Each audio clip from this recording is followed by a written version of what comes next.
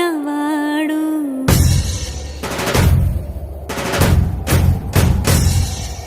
విడుముండోడు అని ఊరు వాడ అనుకున్న గాని మహారాజు నాకు నవాడు